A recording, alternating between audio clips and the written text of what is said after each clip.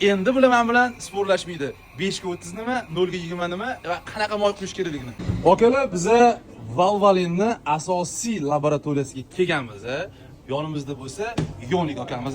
Shu laboratoriyaning eng katta xodimi. Mana bu apparat nima deb o'ylaysizlar? Nima uchun kerak? Hozir bizga juda ham qiziq bo'ldi.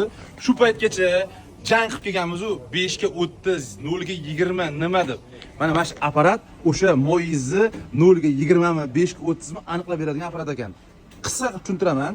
Mana bu tarafida moy 100 gradus harorat bilan tekshiruvdan o'tadi va moyizdagi ikkinchi raqamni belgilab beradi. Ya'ni 20 mi, 30 mi, 40 mi.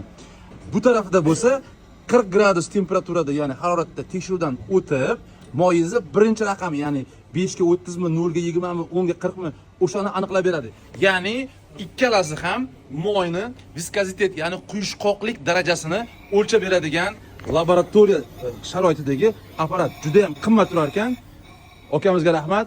Batafsil tushuntirib berdi. Biz Valvolin bilan Gollandiyaga tashrif buyurganmiz. Mana shu moychilarning hammasi endi bilaman bilan sporlashmaydi. 5 ga 30 nima, 0 ga 20 nima va qanaqa moy quyish kerakligini. To'g'rimi Aziz aka? To'ppa to'g'ri. Gap yo'q.